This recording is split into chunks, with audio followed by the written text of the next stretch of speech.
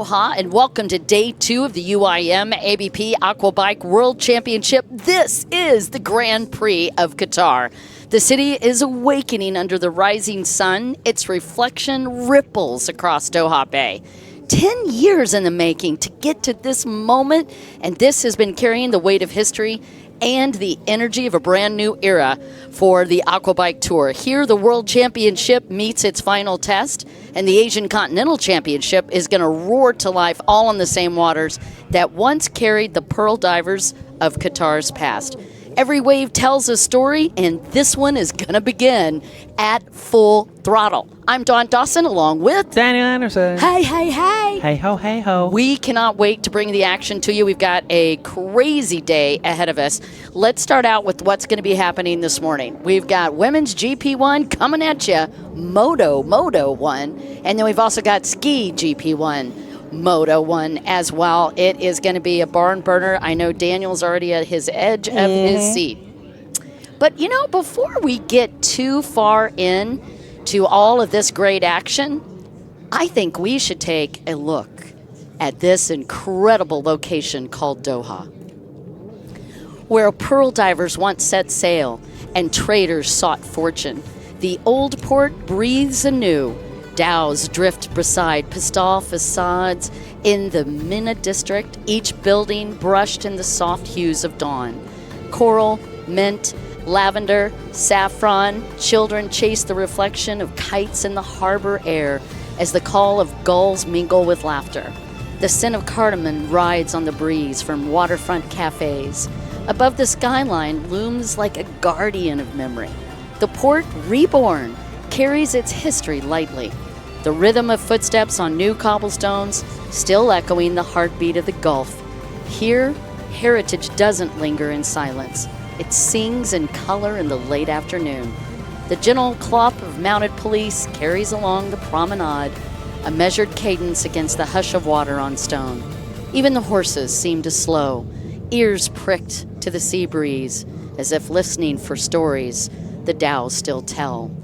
We are back live, looking out over the old port of Doha, and what an incredible opportunity we've got. Daniel, the grin on your face is like a cat that just ate all of the cream. What's up? Can we get that previous review on an audiobook? Like, oh my gosh, I love you so much. Thank you. You can fall asleep to that, like, Is very this nice, like too cool? Tuck it in. And Am I like Chris Helmsworth? Am I going to do calming stories or whatever? You can talk about literally anything. Oh, you're the best. All right, I'm hanging out here with one of my good buddies, but we have got all kinds of great action. But you know what? We're going to tease you completely. Why? Wow. We'll be right back after this. Get ready, Doha. The waves are calling. In a city where the desert meets the deep blue, where modern skylines rise beside the timeless old port, energy never stops moving.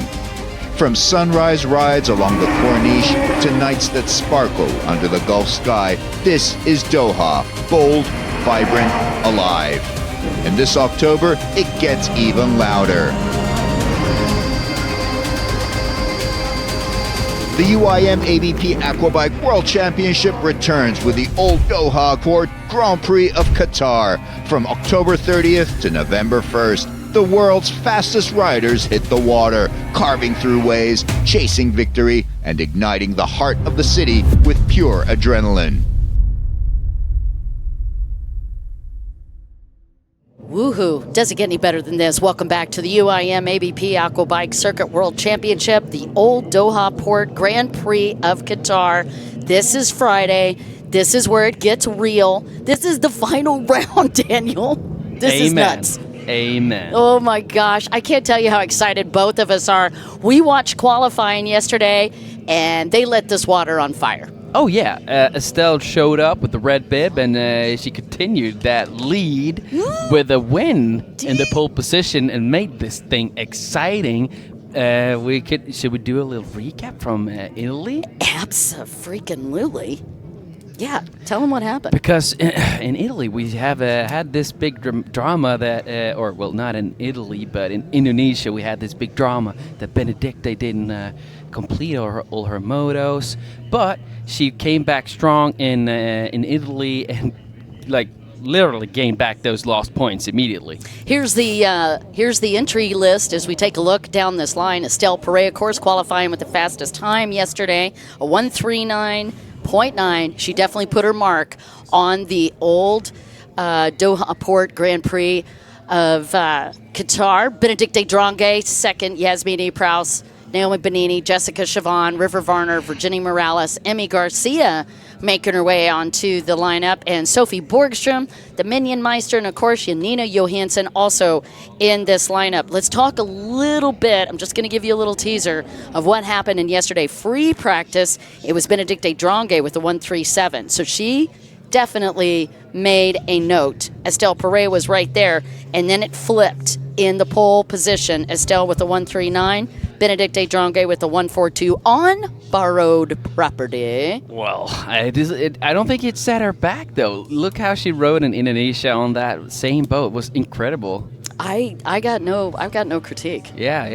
She looked really great. So I think she can do pretty good here in these kind of conditions. But mind you, we can't Estelle forget. has been on fire too. So she has. I am so impressed with Estelle Perret. You cannot have a conversation when you're talking about the ski women without talking about this young lady out of Estonia, Yasmin E. Prouse.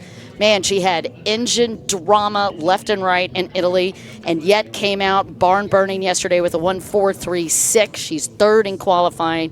Naomi Benini, the young little superstar out of Italy, has definitely been, I think, a big talent to watch. She's in fourth in qualifying yesterday, and then Jessica Chavon, who also had, well, she didn't have engine drama. She had water drama. Yeah. I mean, that boat looked like the Titanic in Italy. I don't know how they say that ski didn't identify as a floater anymore.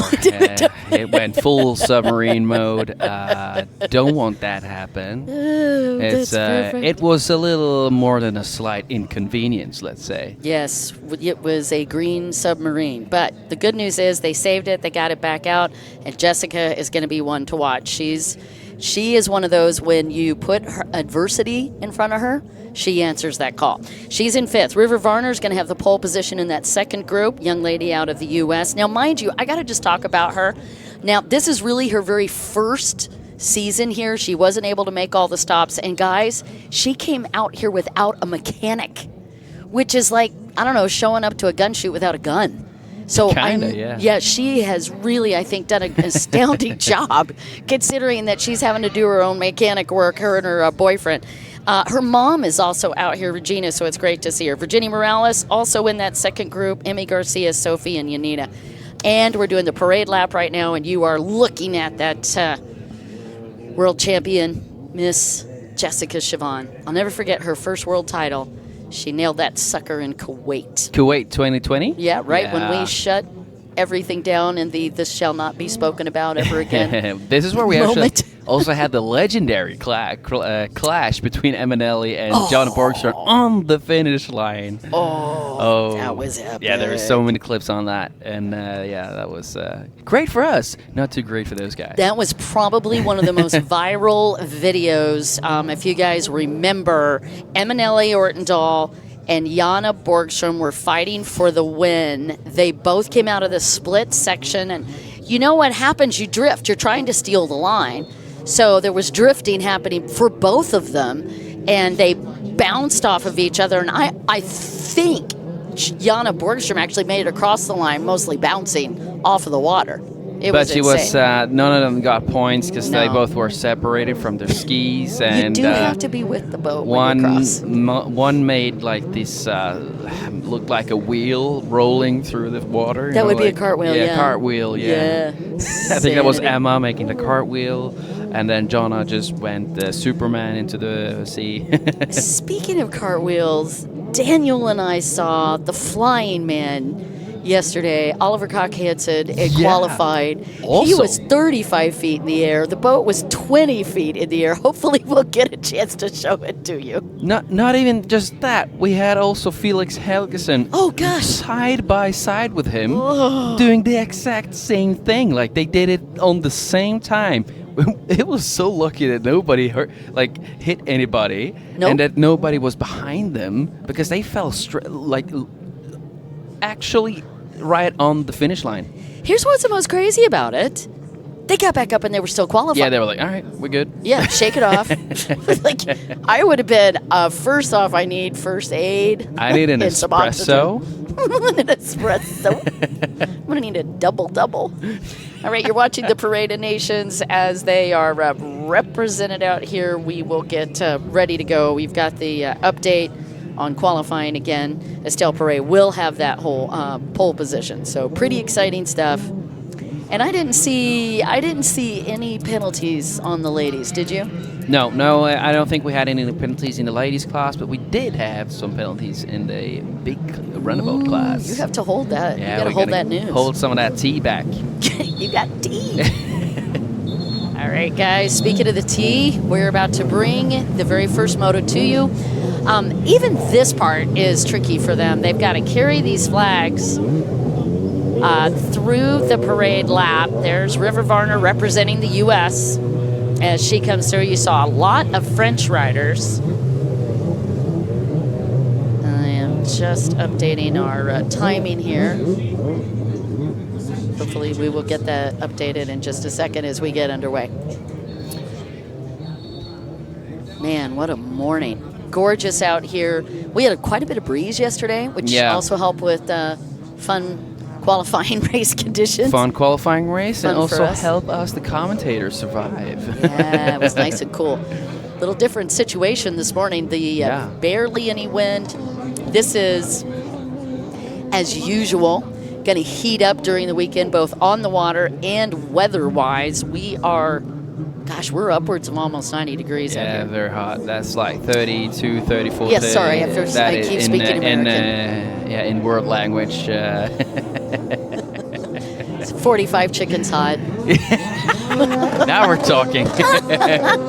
35 refrigerators hot. You see these ladies appear without flags all of a sudden, like it's magic, but it's not magic because they are entering the arena, the freestyle so arena, about the arena, and then letting their flags go, and then coming back out on the water again. Well, you can actually see where they've got that extra pontoon. They were talking about that in the riders' meeting.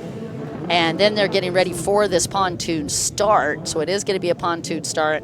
They dropped off the flags back behind us, and then they come to this. This caused a little drama in Indonesia. I hope this one holds. Hope we don't have a runaway pontoon. That was super fun. That was also kind of a viral clip with that. when that pontoon was going for it, it was making a run for it. It was leaving. It was the like, city. okay, I'm out of here. And the other side was like, no, we're staying. I feel like, it was this amazing moment of, hey, I don't have to be here. I don't like my place, and I want to move into another geography, and so I'm going to buy. We can see some of these girls already pulling their skis up, like Janina Johansson, and also Garcia also pulled her ski up. And that is to avoid having some of that engine water re-entering the engine compartment via the exhaust. So there's an exhaust in the back, and there used to be those little, looked like a duck bill that would prevent the water, but I think that also was not necessarily all that great for you.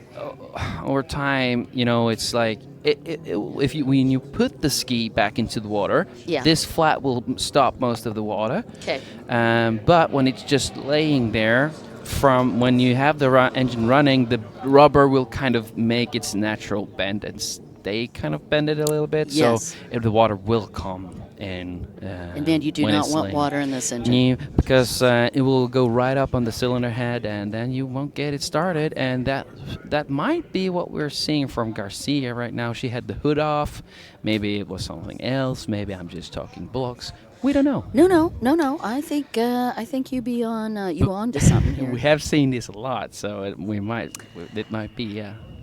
Okay, once again, we talked about it. You can see Estelle Perret on boat 72 with this pole position. Right next to her is going to be Benedicte Drange on the 66 boat. She's riding what we talked about yesterday, the backup boat for Oliver Koch-Hansen. Has really worked well for her. And then right next to her is going to be Yasmin Epraus. This is going to be quick. So I love these pontoon starts. You've got the holders back there with the ropes. They've got to be in a certain position and a beautiful start. That was an easy call. Yeah. Estelle Perret's got the early hole shot And look at Benedicte Drange sweeping, and that is Yasmin Epraus making a push as well. So your top two thus far, 72 and 66. And Jessica Chavon in that mix. She actually qualified 5th yesterday, but she's in that first grouping.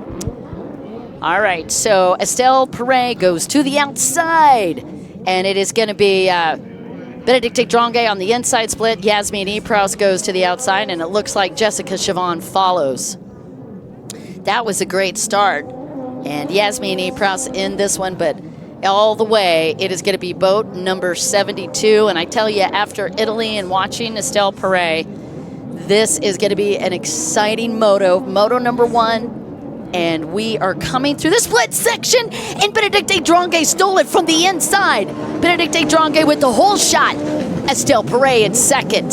Wow, that was a surprise. Naomi Benini pops into third, Virginia Morales in fourth, and Yasmin Epraus in fifth, River Varner in sixth. And it is going to be boat number 88 in seventh. That's Janina Johansson. And then we've got Jessica Chavon. That surprises me. In eighth, Sophie Borgstrom in ninth, and Emmy Garcia was a D-N to the S. We saw that in the early stages of the split section before they went into the split section. I think Yasmin and Jessica made a contact. And you see also, we had the last very nose of the ski of the Yasmin. We could see she went down, but she got back up again. Maybe Jessica wasn't that fortunate. We see her way back now. Daniel, what a turn of events. Yeah, Yasmin was really catching up, and then you saw that ski was sideways, but I think she made it quite good out of that. Okay, we can all settle for a minute, take a moment, because we are fully underway. This is going to be, again, the first moto for Ladies GP1. This is it. This is all the marbles. As we come into this, let's talk a little bit about the rankings coming into this round. Estelle Perret had the lead with 129. And Benedicte Drange was in second with 122. Yasmin Epraus in third with the 121. And Naomi Benini in fourth, tied with Virginia Morales with a 94 Benedicte points. went down a bit there. Did she? Yeah. Let's take a look at the times as they come through, Daniel. Oh, there you go. Our first time should be coming up. 140.5 for Benedicte Drange and a 141.2 for Estelle Perret. Naomi Benini with a 141.3. And these guys are close. Yasmin Epraus with a 143. Yep. Virginia Morales with a 146. Yasmin making her way back up, passing Virginia Morales on the split section. Crazy. So Yasmin already on the move. Back from fifth up to fourth. Will she be able to get around the young gun from Italy, Naomi Benini, who has been stellar this year? And this is a massive, massive track. Daniel, you and I were talking about this yesterday. Break down this track a little bit. Now, this track is super rough. We're in a massive bay with stone walls surrounded it, and we have a huge opening in the one end of the track, which creates opportunities for big rollers coming in when the breeze comes, as well as all these massive waves generated through just the sheer amount of riders on the track and the walls pushing every single wave back into the track. This is Naomi Benini that you're watching on camera, the young lady out of Italy that we have been just gaga over this year. She's been great in years past. I've watched her in multiple races, but for whatever reason this year, the young gun that loves Italian pop is kicking it. We have Benini on screen right now, but I think it's going to be a tough one between Benini and Yasmin Epraus. Benini in the green, Yasmin in the blue. Who's going to take this? I don't know, but I will tell you this. Estelle Perret got super close to Benedicte Drange coming out of that split section, and she did reduce the gap between her. It was a 4-second gap, and it's down to a 1.1 between Estelle and Benedicte Drange. Gotta say, Benedicte looked a little bit shaky. She was also down in the tray when they merged last lap as well. So, all right, let's see how this goes. And as we talked about, yeah, there was a bit of contact with Yasmin Epraus on the start, pushing her back, but she's moved up into fourth, and she's on the charge for third. Daniel was watching them going through the split section, and they are close. about 4 seconds-ish between Yasmin Epraus right now and Naomi Benini. Good grief, Benedicte Drange is on fire. But I'm going to tell you who don't have 4 seconds between them, and that is Benedicte and Estelle. Estelle is not going to let that Norwegian girl go alone. Yeah, I think there's going to be a lot of shadowing. Yeah. Estelle is like, you're in my spot. And Benedicte's like, no, I'm not. There is a contest happening, for sure, between Benedicte Drange, young lady from Norway, and already looking at a flip. But we've seen the flip yet, because now Benedicte is going to blue for the first time, and Estelle going to green. I think you that guys, was psychology, though. Don't you? No, but let's keep in mind we have the Joker lanes. Oh, they've got to pick them up. Yeah, you have to Would do. you have done that early? Yeah, Okay. I mean, right. it's at a good time to do it. You know, Benedicte, it looked like Estelle was catching her in the blue, so. All right, your eyes on Benedicte Drange, Estelle Perret, and Naomi. And honestly, it looks like Benedicte Drange picked up a little time going to the outside. As we take a look at it, let's look down. Yes, she got a extra second and a half. Yeah, but looking also at Jasmine, she's already closed that gap between her and Benini. Very close there outside of or coming out from the split section. Now, interesting side note, you guys, because of all the pressure on the top 4 riders, you're seeing about a 15-second gap between 4th and 5th place. Virginia Morale just coming through with a great ride. But again, I think when you have that much pressure between these 2 riders are really feeling it, both first, Benedicte Drange, and third, Naomi Benini, they kicked up another level. But talking about the gap, don't look at the track. Are we saying that Benini is catching Estelle here? She's closing the gap between number 2 and 3 here. Yeah, when you've got pressure behind you like that, you have a tendency to go the next level. Down. Oh, she did go down. Benedicte did go down. That is going to turn it over. That looks like engine trouble. She's down in the water. No, she just lost not 1, but 2, 3, 4 positions. She's lost 3 for sure. She didn't fall down. The ski just stopped, it looked like. Oh, heartbreak on the back stretch for Benedicte Drange. All right, that makes Estelle in the lead, but Benini is actually on the chase here in the blue. You can see the body language on the screen with Benedicte Drange, guys. That was not what she needed. The tight point. She's 8 points off of Estelle Perret. Estelle Perret feeling very comfortable now, except she too has pressure from the Italian rider, Naomi Benini. Estelle just fumbled slightly. Naomi Benini is side by side with her. Left hand side. Look at the scenes. Benini inside, Benini outside. Estelle is not left alone here. Oh, Naomi Benini is hunting, and I'll tell you what's even more cool is Yasmin Epraus is hunting to see if she can take advantage of those 2. She's trying to get around Naomi Benini. Oh, look how close Yasmin is coming by Benini there. Oh, this is ungodly good racing. A perfect 3-way drama. We'll love to see it. And Virginia Morales is getting pressure from Jessica Chavon. Benini literally went from being hunted to being the hunter all at the same time. If you would like to ask, what's the time difference, Dawn? I'm so glad you did. Only 1.0 seconds from Naomi Benini to Estelle, and 1.9 second between Yasmin Epraus and Naomi Benini. No, this is incredible scenes here. They're all going to choose each split now. Let's see what happens this time as Estelle goes into the blue again, and now Benini goes into the green. Jasmine following Estelle in the blue. Yeah, let's break that out, by the way. If you are getting a chance to watch this and you're curious about the colors of the buoys, green indicates an inside split, blue indicates the outside split, and that is an option for the riders. They're looking for clean water, and it is the one place where they are able to break away from the other rider and perhaps get a cleaner line.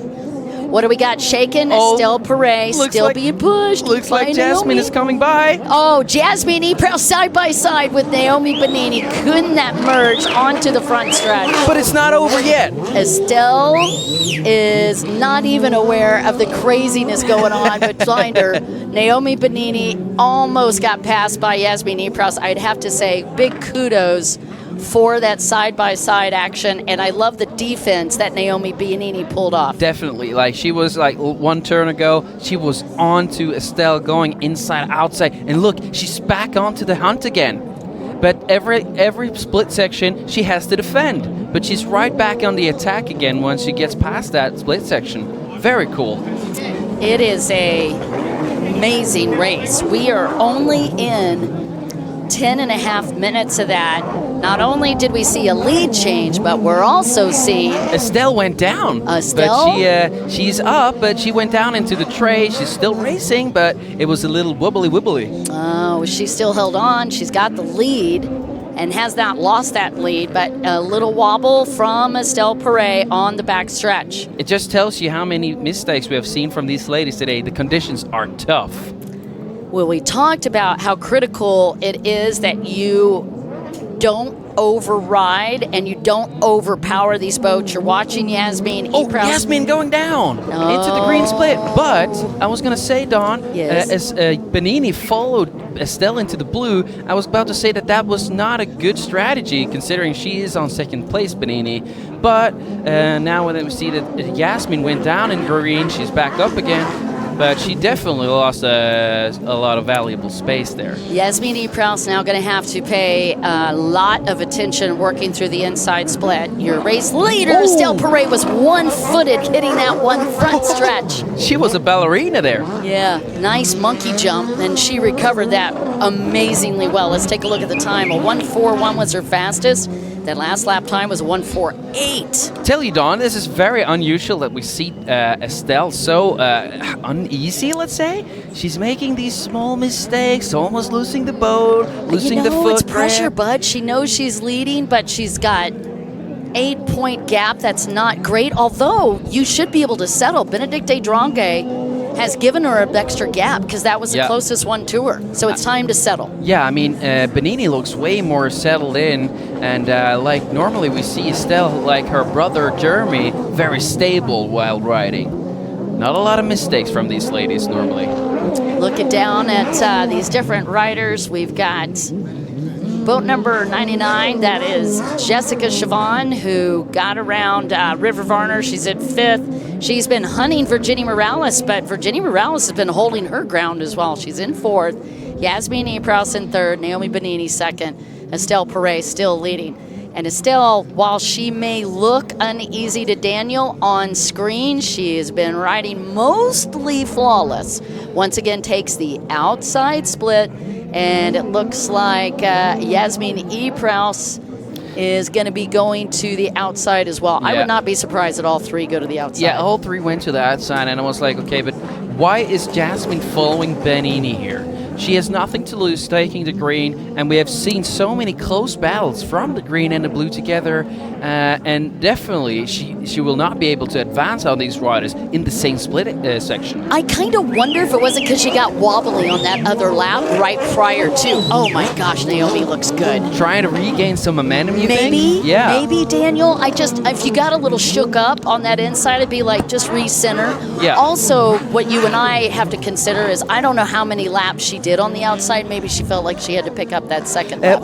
We actually have information about that. We actually can see now on the Estelle here, she is taking, you can see the 2 blue dots on her name. That means that she has already taken 2 laps in the blue, and also she has through green, indicating she's also done her 2 laps in the green. You too can see that on the screen up here just to the left as Daniel breaks down the stripes right next to the name. 2 blues, 2 greens is what you're looking for, as he calls it the Joker laps. Yeah, so if you got those marked out, that means they're in the clear to do whatever split they want.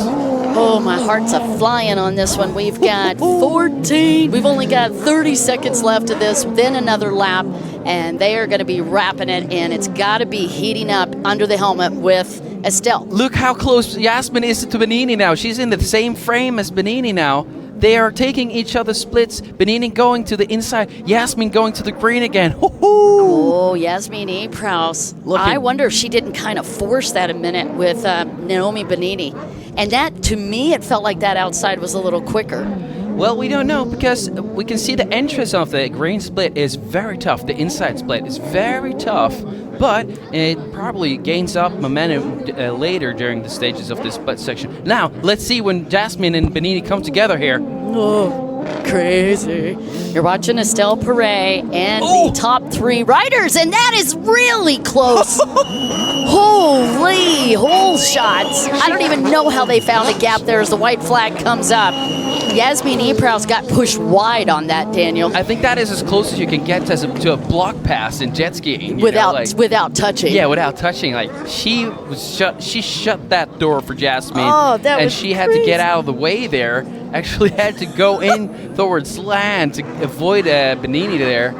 Oh my God, what a drama! But she's not far off. I was praying that we get instant replay so we could see that rascal. That was amazing. Look at the screen. We still have Jasmine right on to Benini here. She's not letting off, this lady. No, that's one of the great things about the young lady out of Estonia. Yasmin Epraus is the young lady on the 64. You're watching your points leader with the red bib. That is Estelle Perret on this final lap.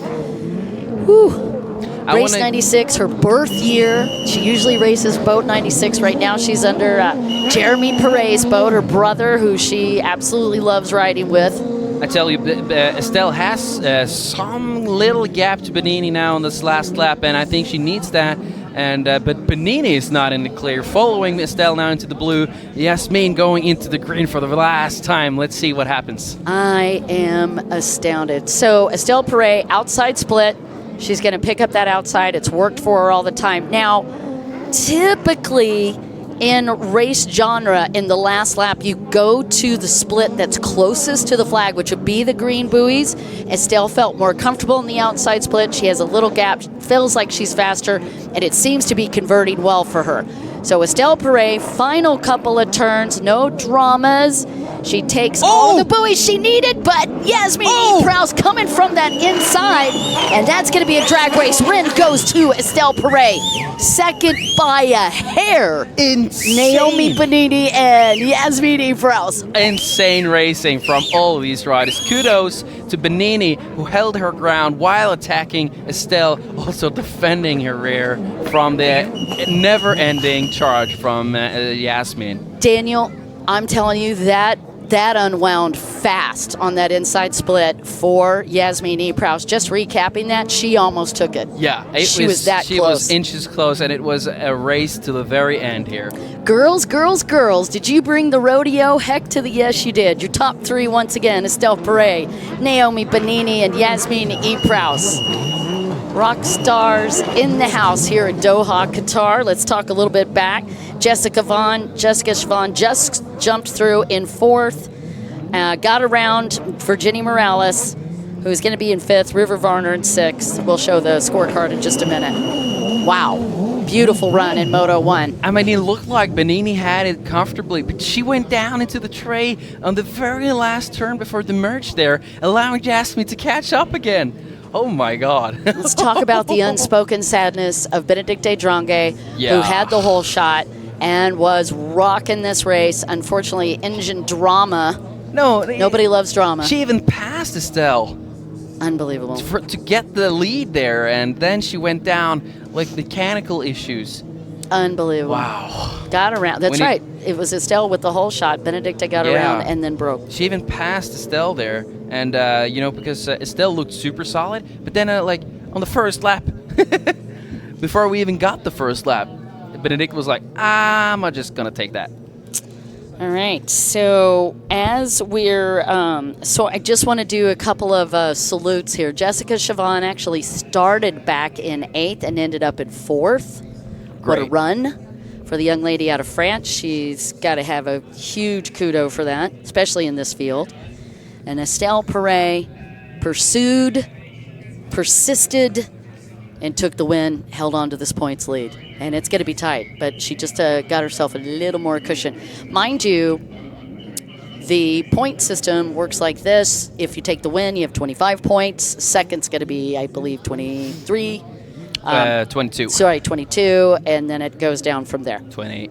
20, I think it's 19, 18, 17. All right, you guys, you were just watching the cray-cray action here for ladies GP1. We had everybody out of their seats. Wow, yeah. But we did have one did not start, and that is Amy Garcia. We saw her boat back up on the pontoon before the start went, and they unfortunately couldn't get it back in the water as the start went, so... Yeah, that was just totally insane. You guys, we got a lot more action right now. We're playing with the course. You should grab some snacks and come right back. We'll be right back for you. Get ready, Doha. The waves are calling.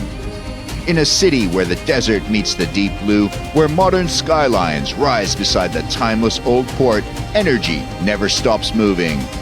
From sunrise rides along the Corniche to nights that sparkle under the Gulf sky, this is Doha, bold, vibrant, alive.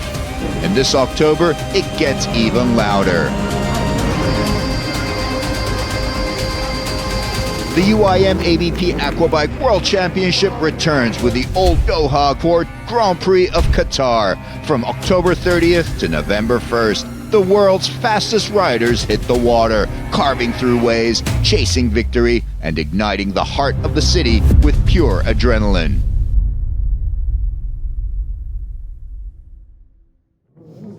Hey, welcome back, you guys. UIM-ABP Aquabike Circuit World Championship, Old Doha Port Grand Prix of Qatar. Yes, I'm excited. Yes, you should be excited too.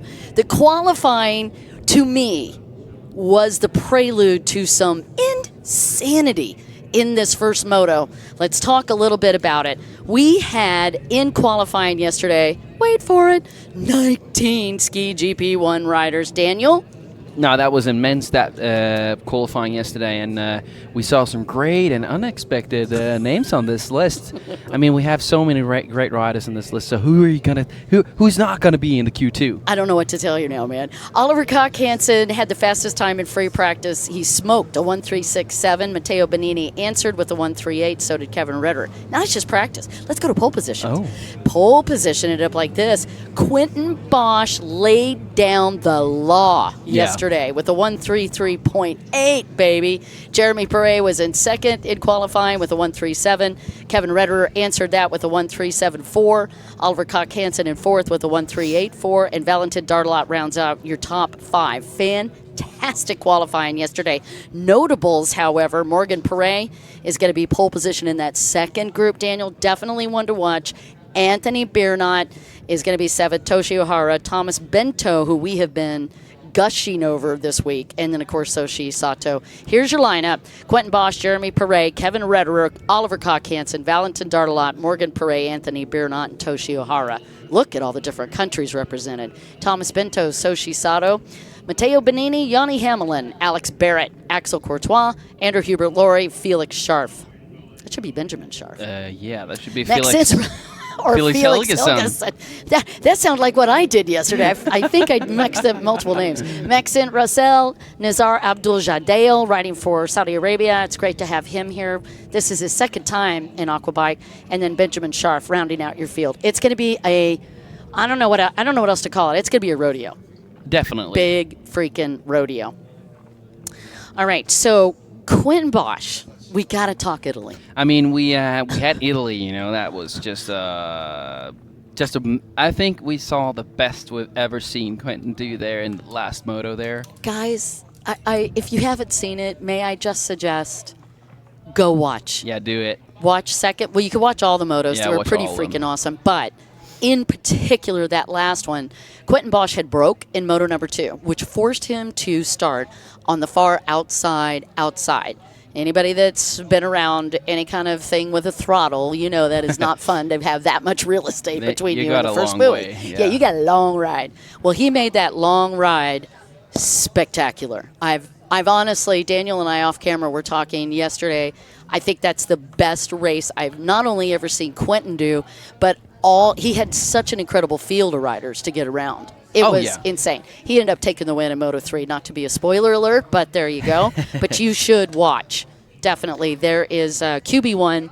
Definitely earned your defending champion from last year, and what a ride. And we have to talk about the pole position yesterday, because he not only did he just take the pole position, I think he took like a 3.5 second lead there. Closest one was a 1:37. He had a 1:33. Yeah, so it's like more than 3.5 seconds lead there, and he took that on the first lap. And what did he do on the second lap? He used 4 minutes to get by on the next lap, and you know what he did on the third lap? He just wandered about until the white flag, or the finishing line flag, You guys, the checker flag came. Daniel was agog yesterday, literally gobsmacked. He was like, did he just do like 2 laps and that's it? He didn't care. Like, he was like, he knew so well that nobody was going to be able to beat that time. The flex of all flexes. That was kind of a flex, yeah. He knew he had to drive nobody could beat on that lap time he put down, and that is kind of that is a confidence not everybody has. You're watching the parade lap. We've got, as you can see, quite a few countries represented. Quentin Bosch, of course, rides for Belgium. Thomas Bento for Portugal. Anthony Biernat, also a Belgium rider, with the Belgium flag out there. Morgan Poré and Valentin Dardelant, both riding for France. I am just still blown away. I'm sorry, I'm trying to catch up with myself here. Yeah. Andrew Hubert-Laurie riding for Estonia. Felix Helgeson's going to have the Sweden flag. Hey. Benjamin Scharf also riding for France. Alex Barrett for France. As you can tell, France is dominating in the countries in ski. Matteo Benini riding for Italy. Oliver Koch-Hansen for Denmark. Jeremy Perret, France. Nizar Abdul Jadel for the Saudi Arabia. Soshi Sato riding for Japan. And Toshi Ohara riding for Japan. Maxence Rassol riding for Belgium. Kevin Rederer riding for Hungary. Axel Courtois for France. And Yanni Hamlin rounding out your field riding for Belgium. Booyah. I would suggest, if you need to keep your blood pressure low, take some medication now. Right? Am I wrong? Sit I feel like down I'm not wrong. and Take a sit. Have an aspirin.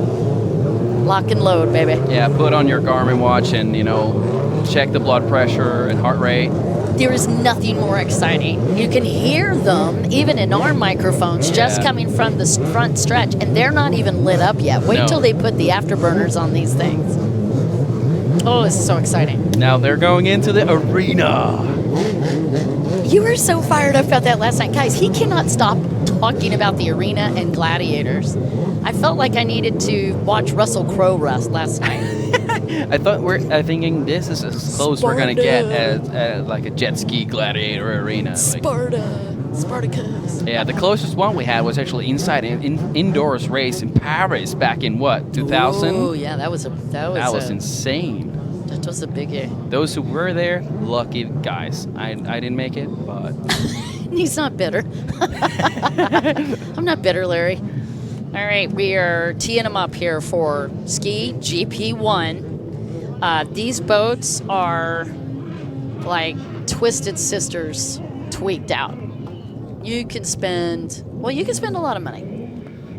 you can spend way $80,000. too much money. Yeah, you could drop $80,000 here without really trying super hard building one of these suckers. Well worth it though. I can't even get Daniel to tell me how fast they go. It's like the biggest secret on the planet, the top end speed of these skis. I mean, they go from everything to like maybe 115 kilometers an hour and maybe 125 kilometers an hour. Can you speak American for a minute? Is that like 80? Yeah, but what is that? Like 75 plus? I don't 75 know. to 78. What I've always heard is 75 upwards to 80. Yeah, I mean 80 should be very fast. I don't know if there's a lot of riders who has that capacity on their ski right now. I don't want to say, but I feel like I know a few actually. Kevin Rederer is you just saw him up on the screen. I'm not saying he's going 80. I'm just saying Kevin Rederer was up on the screen. We can see. I saw him yesterday. He was struggling to find his setup correct here. His ski was very unsettled in the water. He was trying to work on his ride blades and trying to get that ski set up the way he wanted and for these conditions here, which is obviously super difficult and technical. Yeah, you picked a great race for that one. Kevin Rederer, of course, one of the legends in this business. This is the first time this year he's been on that XBJ boat, but great support from XBJ out of the UAE. Just a tremendous team, and big shout out to those guys who we got to see this weekend. All right. They look so calm and collected coming in here, but little do we know they're about to do one of the most exhausting and crazy experiences of maybe one of their careers. They're gonna get jiggy with it. Look at Quentin is like cooling himself off. Chilling. Because these riders experience extreme heat while they're competing here in these hot waters. Moving so fast, they went from competing to competing. Competing. That's how quick they are. What did you have yesterday? I was trying to help you. I probably didn't, but I was trying. It was a good effort. But Thrown out of the bus. oh no, I don't want to throw you under the bus. Okay, pole position. We talked about it a little, but 1:3.38 was what he lickety-splitted yesterday in qualifying, and then Jeremy Bray, closest to him, was a 1:3.70. So you're right, 3.5. That is such a significant thing, though. All right, they've got these guys up in the pontoon starts. Daniel, how hard is this? The pontoon starts? Yeah. Actually, the most difficult thing is actually coming onto the pontoons and getting the ski set, and then some skis are very sensitive to this water coming up the exhaust. We talked a lot about it, but a lot of the riders have now been working around it. Like, okay, how can we avoid this? So you can see a lot of the riders now, they don't pull the skis up like they did like 2 years ago, and I think this system is the best system we've had for many, many years, actually. Imagine this boat as a psycho girlfriend. So they're high maintenance, but worth it. How's that? Oh. No? Too soon? We'll come back to that analogy. Oh, well, you caught me off guard here. It was such a good one, though. I really felt like I was ready to rumble with that. I will tell you this. These boats are extremely tuned to the edge, and they do require a lot of maintenance. So even when we're going home at night after a big day, they are still working underneath the hoods. You see some of these riders actually pulling apart the engine from every race. Yeah, keeping it. In the most extreme cases here. But to be frank, some riders actually... When it happened to Daniel? You're Frank. You didn't tell me you had many personalities. This feels awkward. In the world of jet skiing, we have many names.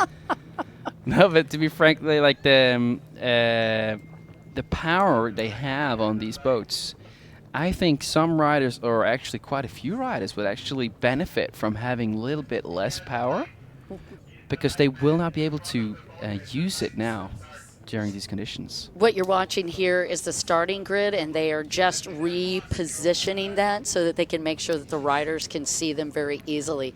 So if you case were wondering what was happening on screen. And our gentleman that is working that starting grid, I believe, is Luca Filiberte, our UIM commissioner. That is an intriguing little start grid. It's going to light up with red. That's going to go from anywhere around 20 seconds. Then they'll have the red-green. And then when the red-green both go off, that means you go off. And there's the red. And there's the green. They're not wasting any time. Once that green hits, we just practiced it. Well, I got excited, and we weren't ready yet. That was just a test. Teaser. Yeah. All right, anticipation. Oh, man, you could feel it on the line. And they go to red. Again, 20 seconds upwards around that, and then it'll go to green if nobody has a dead engine start. But we do have a hand raised. That looked like Oliver Koch-Hansen. No, we had multiple. I saw also Lowry had his mechanic. Oh, yeah. Yeah, 2 minute. All right. So if you raise your hand, guys, you can't raise your hand if the red and green go up. But if just the red go up and you raise your hand, you are allowed a 2-minute hold. We have a ski onto the pontoon again. Maybe he had an issue like we told you, like with the water. Yeah, that's highly likely. In the engine. Not good. But this is just another thing the races has to adapt to, I guess, I'm still astounded how good the holders are. This pontoon is literally leaning towards the water. And these holders are these are like the unsung heroes for sure of this race. You're allowed 2 holders. right? Well, one. Runabout is allowed 2 holders. Those guys but only get one. I got excited they there. should normally just get 1 holder, but it is actually quite manageable. Like, it's not.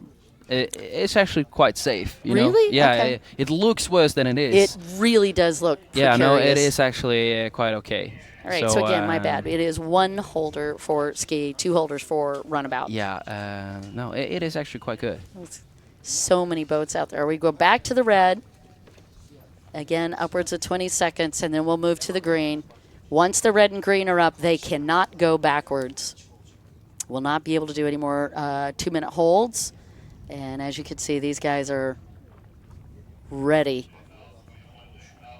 Keeping it as close to idle without pulling their holders off of those pontoons. Critical timing and cooperation with the holders.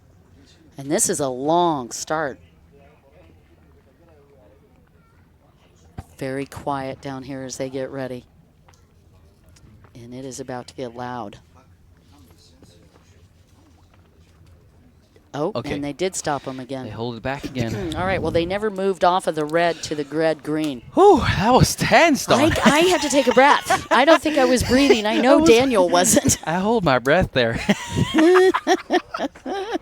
Guys, you can't hold the starts that long. I'm out of breath now. All right, we got Laurie instantly back up onto the pontoon, trying to avoid these water issues probably. And we were probably going to hear some that he will clear out the engine maybe.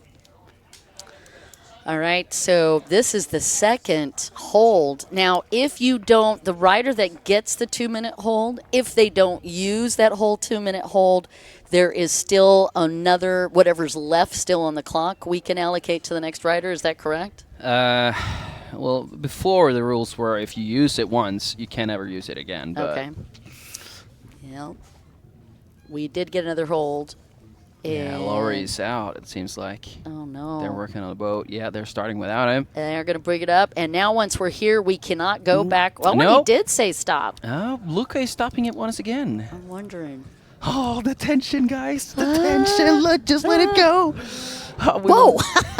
I'm out of there. Somebody needed a latte. No, but this is a good thing to do because you don't want to have leave it sitting too long. Clear out that ski. Make sure that it's still okay. you Are they know. allowed to do that? With Matteo Bonini, by the way, Yeah, that they're jumped. totally Okay. allowed to do that. You know, as long as it doesn't delay the start. But many riders does this. Yeah. So, again, you had an opportunity there to clear out your engine. Make sure you don't have any water in the engine. That's the number 1 killer of a good start. Okay, floating. That's yeah, Laurie. he Laurie. he pushed his skis back out in the water, so it seems like he's going to give it another try.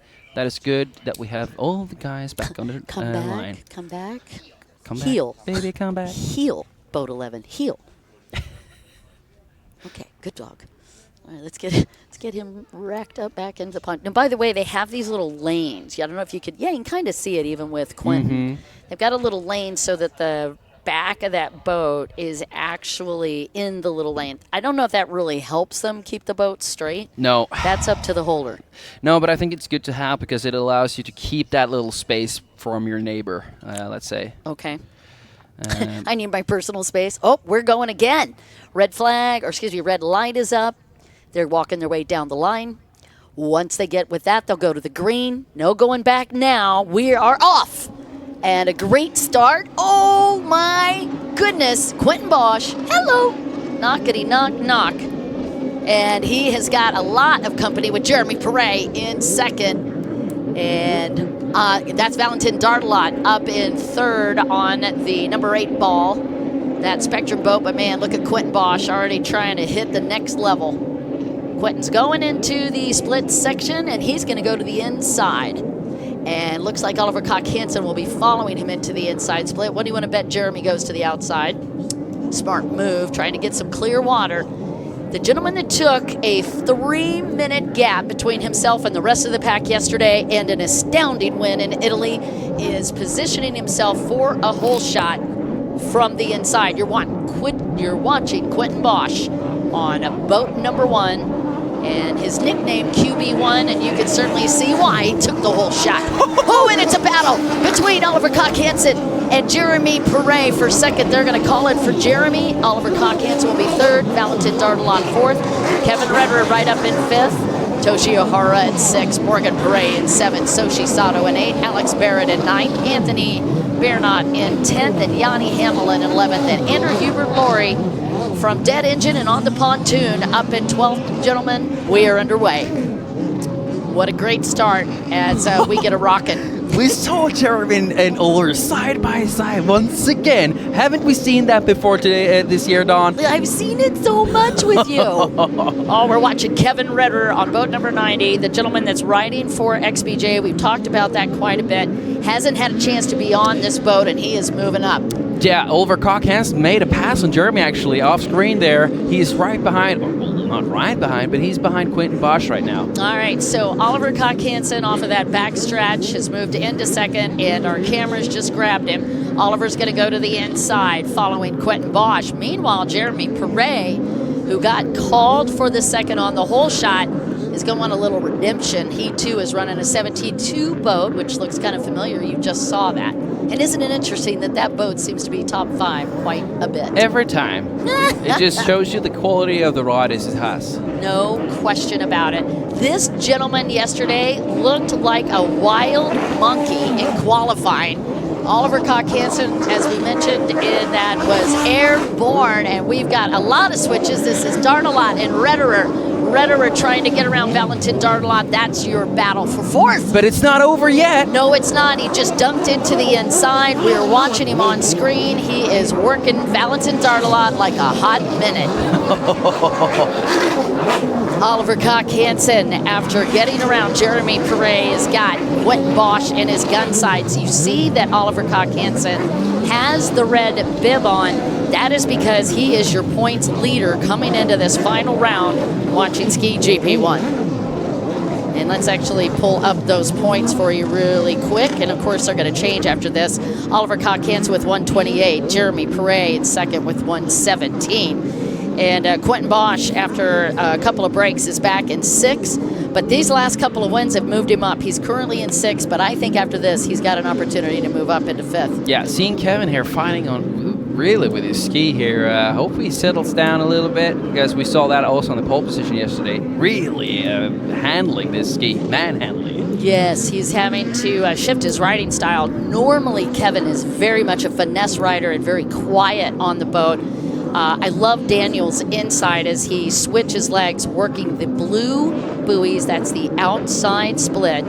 Again, that split is the only place on the track where you have an option to go to one lane or another one. So if you see him on greens, that's inside, blue is outside. I mean, we see Kevin here, but we don't see Valentin on the inside split, and this is going to be a tight one, I think. Oh, yes, it is. And you can see it as they merge. Valentin Dardelot just holding off Quentin Bosch from the inside. Let's talk times. Quentin Bosch just nailed the fastest ski time of 2 days of it, 1:3.21. Oliver Cockhansen with a 1:3.3. Yeah, you saw Oliver there quickly throwing his eyesight back on the field behind him. On the top 5 riders, the third fastest time goes to Kevin Redder with a 1:3.6. Jeremy and Valentin both have 1:3.7s. I think that tells the story all by itself. Yeah. No, we're going to see this battle between Redder and Valentin continue through this mode, I believe. And let's see if Kevin is actually able to capitalize here. You can see how close they are. Interesting that he popped out of that racer crouch ever so briefly. That's what you're pointing to when you're talking about he's just not as comfortable? Yeah, it looks like he's not as comfortable as he used to be. So, but hey, this is an insane tough condition, but hey, this rod is also used to these kind of conditions. He has read it all. And you can follow along with us on these Joker lanes, on the option lanes. You can see up the 2 greens, and then they'll be looking for 2 blues. They must take each split 2 laps each time. I love how Daniel prefaces it. It's like, that's called the Jokers. Yeah, but we also now, right before Kevin went into the green side, we also said he had company from Toshi Ohara right on his tail going into that blue split. Not at all surprised. Toshi ran a 1:3.79 on that last one. It's been his fastest time. And Quinn Bosch, all by his lonesome at the moment. He's got a 5-second gap between him and Oliver Cock-Hansen. I have so many questions. Now, I know Oliver, I went and caught up with him a little bit today. He had his knee wrapped, Dan. Oh, did he? Yep, just a little. I asked him, it's like, are you hurt? And he goes, no, I'm just a little sore. But understandable. anything, oh my gosh. After that flight he took. He was definitely in flight. We thought we were going to have to call air control. Yeah, he was like Jason Airborne, you know. Oh, that was so good. You had to use it again. Oh, damn. He was so excited using that last night in freestyle. Please feel free to text Daniel with the amazingness of that one. Jason Airborne. So bad. All right, watching Boat 66 is Oliver Cock-Hansen. We can have some fun with it, but it doesn't matter. His talent speaks for itself. Ooh, he took a beautiful second turn into the outside split. And his performance on the track today is stellar. Yeah, this kid knows how to take a beating. Keep on ticking. Yeah. Oh, tapped a buoy. Little tap tap. And it's not going to affect him as long as it lands on the right side, which it did. But I don't think you want to be smacking buoys around. Now, you watch when they change buoys, that's indicating he's coming to the merge. And when you see that yellow and red, that means they all have to come together and they're going to hit the front stretch. And that's where he is yesterday when the big drama llama happened. Watch Toshi Ohara, boat number 37. He is up in 6, still trying to get around one of his heroes, he said. Kevin Redder. Woo! Valentin Dardalat and Kevin Ritter both went to the inside, still very close together. Daniel? I mean, Kevin went to the inside, Valentin went to the outside. He almost fell on the outside there, and they are so close. Kevin and Valentin, like, how can they be in closer almost? But Kevin still also has to defend. Just like Benini was on the attack and also had to defend last moto, Kevin is also on the attack and the defensive as well. This is amazing. Very difficult position, by the way. It certainly is. Valentin on the Spectrum boat, a boat that he built, put together. He's super proud of that. And right now he's holding off Kevin Redder. Gentleman that was born and raised in Austria, raced as a junior. And you'll remember this boat. He actually was the first time that I got a chance to see the Hydraspace way back in the day. And as a junior rider, Kevin Redder hit the scene in the U.S. and made a big splash, and he has never looked back. 72, Jeremy Perret, part of a tribe of Perrets that race. You know his entire family, all of his brothers. In fact, all of his brothers race ski GP1. And of course, Estelle Perret, his sis, races ladies GP1, but his mom and dad also were amazing racers. But wait, that's not all they do. They also help promote races in France, and they've also worked with a lot of French riders over the years. I wonder if you can get into that program. Yeah, we feel like I want to be a Perret. I want to be a Perret too. In fact, I think we've got some cool interviews from Mika Perret. Hopefully we'll get a chance to show those. Talk more, Dan. You had something. We got some very close action now in the rear here with Kevin and Valentin coming into the merge.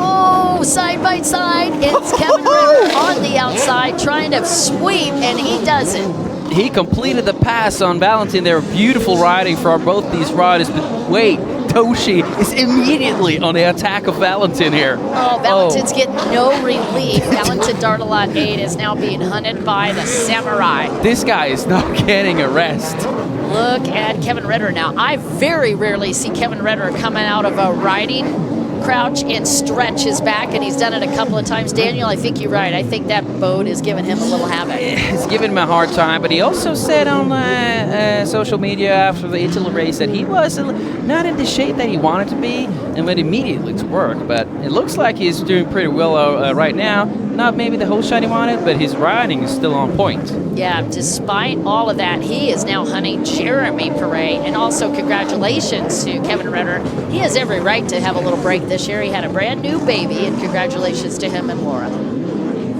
All right, Jeremy Perret. Solid. Oh, what do we say here? He had a 1:3.77 and is as fast as his last lap was a 1:4.5. He's still in this. Valentin Dardalat's last lap was a 1:4.6. Kevin Ritter's was also a 1:4.5. And now Jeremy Perret does not have Valentin Dardalat in between as a cushion. He's going to have to wick it up. Oh yeah, but he still maintains a very nice composure, and we can see these very rough conditions. Jeremy never makes mistakes. The rider in front of him, like Oliver, he can do mistakes, and you know, it's just about endurance here. Who can make it to the finish line with the good good points, you know? I had a opportunity over the last 3 years to do some stats on him. I'll give them to you in just a second. You're watching Kevin Redder trying to run down Jeremy Daniels, losing his mind over here. That's so close. We could see Kevin immediately going attacking on Jeremy there, and talking about Jeremy being a stable guy, that doesn't mean anything to Kevin, because Kevin is a charger. He certainly is. On that last lap, Kevin had a 1:45 and Jeremy had a 1:46. Yes. That's unfolding as we suspected. So we're looking at Kevin trying to grind down Jeremy here, making him trying to push Jeremy to make a mistake, but Jeremy is like, no, I don't do that stuff. Here's the stats of the gentleman aboard the boat 72. He's got a 27% chance of a top 3 and a 73% chance of a top 5. 25% chance of podium over the last 3 years of racing. That is just how incredibly good this guy is. See how close now Jeremy and Kevin are, but we can see also that Kevin is making some leaps out of the water with the ski. Jeremy's ski is keeping way more like flat in the water. Kevin Redder, when he hits the water, an 88% chance of a top 3 and a 92% chance of a top 5. And Daniel? They went into the, Kevin went into the inside split, Jeremy on the outside split. They were very close when they went into this black section. This is going to be a tight one when they get out. Kevin looks like he's on the momentum here. As we work our way through that moto, as Daniel could tell you, the water on that inside split gets rougher and rougher. Kevin Redder, no problem moving through it. Let's see if he's able to get around. Oh, this is going to be close, I think. Oof is about right. Oh, Kevin Redder drops into this, and he's close, but not enough. He closes the door. Kevin sweeps wide. Oh, Kevin's not done trying to run down. He did it just that way a few laps ago. Trying to come on the outside, and now cutting on the inside. Is he going to catch him? I don't know. What great racing from Kevin Redder. That is your battle for third place between him and Jeremy Perret. We lost, actually, that Toshi made the pass on Dartle out here in the mix-up here, because the action between Kevin and Jeremy is so intense right now, but Toshi has actually made his way by Dartala and actually catching Kevin again. All right, Toshi Ihara up in 5th with a 1:45. Well, Valentin Dartala on that last lap had a 1:47. Toshi a 1:45. Redderer 1:46. I told you. And Jeremy Bray a 1:46. Oliver Koch-Hansen a 1:41. That evil laugh. I know that was evil. I'm sorry. And Quentin Bosch a 1:40 on that last lap.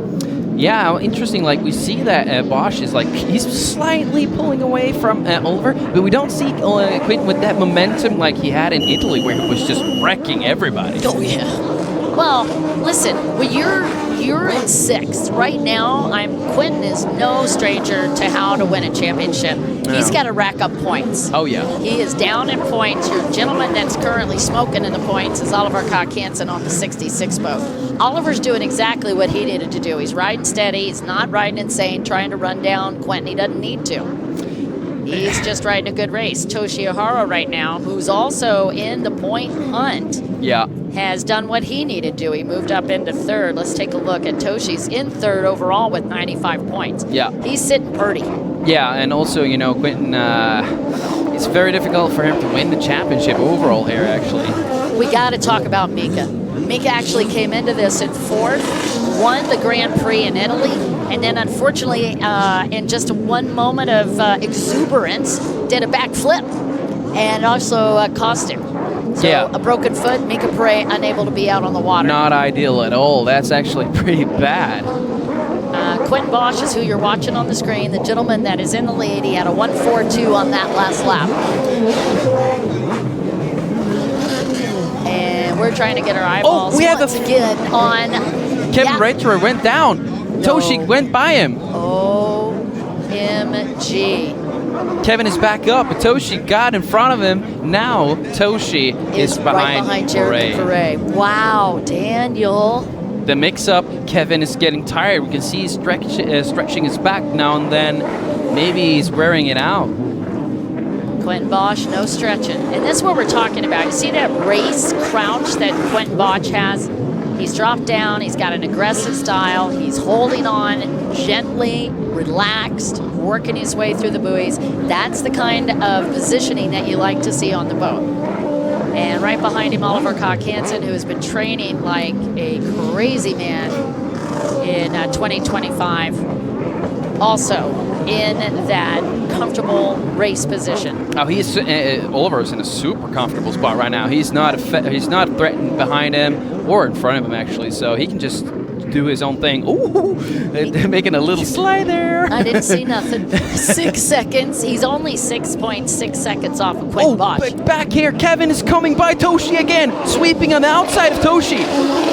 Kevin Rederer just took his spot back from Toshi Ihara. Kevin Rederer back up into 4th. Incredible scenes. These guys are just mixing it up. Every lap there's some drama with these 3 guys. I know he's going to listen back to that live stream. Did you call me tired? I'm not tired. Look at this. Hold my beer. We like positively jinxed him, kind of? Like I don't think so. Backward Actually, jinxed? I'm not sure that Kevin Rederer even drinks, or if he does, very rarely. And he's a vegetarian, so...